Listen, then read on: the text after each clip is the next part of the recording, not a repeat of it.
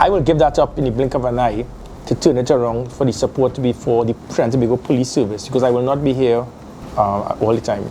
When I leave, if and when I leave, I would like the police service to be a better, more effective, more efficient, more respected, more accountable service. And it has increased as well. It has increased by over, I think, 10%. It's the highest support rating we have in the police service in years. So it means that we're definitely in the right direction. We have done our job. We will continue to do our job.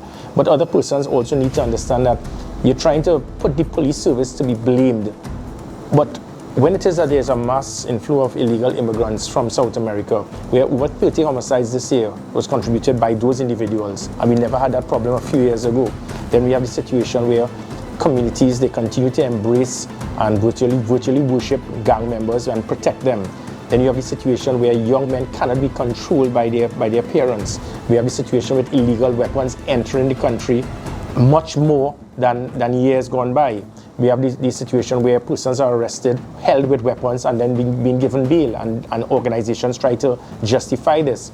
We have situations where persons refuse to give evidence or support the police, and there may be reasons for that. All of these things contribute significantly towards homicide, but the police, we are the ones to be blamed.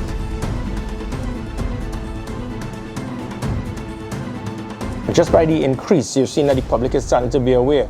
There's very powerful customer service, public relations training with police officers, how they speak and approach citizens. I mean, everyone could agree to it, that there's been a turnaround in how police officers, how they deal in a more professional manner with members of the public. Likewise, I am putting systems to measure performance, make police officers accountable through GPS tracking on the police vehicles. It means now that we can make sure police officers, we can account for where the vehicle is, what it is doing, the speed it is going at, making sure they stay in the area of responsibility. We are now doing polygraph testing, drug testing. We are also, you've seen that a number of police officers have been arrested and charged within the last year for a number of different offenses, varying from rape, kidnapping, robbery, fraud. So it shows that we do not intend to cover in any way any wrongdoing by any police officer in this country. And by doing that, the public has been made aware of it. So we are doing our job to clean up the police service. What I find alarming is that as a leader, you being a leader, you must not be blind just to say, well, it is a lodge and I must protect it at all costs. And that's what we saw for the probably years gone by in different organizations. As the Commissioner of Police, yes, I'm here to lead the men and women of the police service. But if I see wrongdoing, I will be the first to admit we have made a mistake. We need to fix this problem. We have a situation and we have to admit that there is a problem. And that's what I am doing. The first way to rectify a problem is to admit that there is a problem. What I see, however, is that the media and the Law Association, they have a different concept. When we have a situation where, I mean, even you'd have seen that front page story with me overlooking that young man. I was looking at it with hurt that we lost another young life, because I just spoke to the mother prior to. And the mother, she was in tears. She apologized to me for her son killing a police officer. And regardless of what, it is still her son.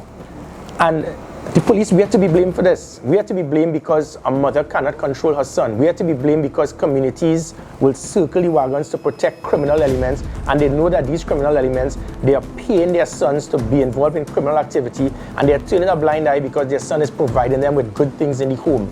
And the police, we have to be blamed for this. And then we have to be the ones that you hear the all too wicked posse comes in. We are the ones that wicked. We are not the ones that have criminal elements and gang leaders paying your children to be involved in killing innocent people. You speak about the community. That same young man who was killed, it is alleged that he had a girlfriend, and the girlfriend put on the social media page, my boyfriend was too stupid to have been the one to kill the police officer. He should have asked two of the other guys to kill him instead. That is what we have reached to. Not the point of the life of a police officer being snuffed for no reason. But she's saying that he should not have done it so that he would have been alive and the other two should have killed. The police, we have to be blamed for that type of attitude, that type of mentality, that type of immaturity, that type of irresponsible behavior by young persons in our society. We have to be blamed for that. We have to be blamed because parents cannot control their children, or because children have reached such an irresponsible aspect in society that they refuse to listen to what their parents are saying. That is what we have reached in society. But guess what? The best way to solve it is to tell Gary Griffith he should not socialize or have an event.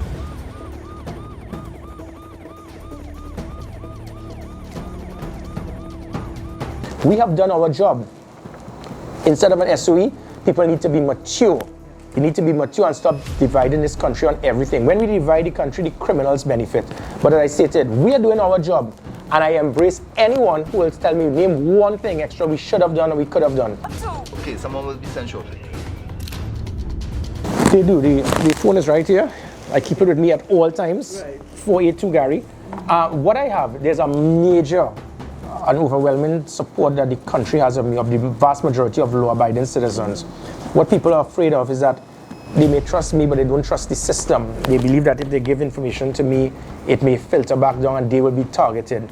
And it all goes back, if we reach a point where persons, they know that if I tip off the police to let them know that this person has a firearm, I would be safe. They would do it. But they are not going to give information if they know there's a law association that says that this man has a firearm, that he is planning to kill someone. But no, you know what? As a law association, my intellectual ability tells me that person has a constitutional right to be free. The person who's a law-abiding citizen who knows this person has a firearm is not going to give that information because they're aware that we have a law association that is looking after the rights of criminals over the rights of law-abiding citizens. So we have put a fear factor into the law-abiding citizens not to want to come forward and give information because we have a criminal justice system and a law association that seems to be more concerned about the rights of criminals being free than the rights of law-abiding citizens to survive.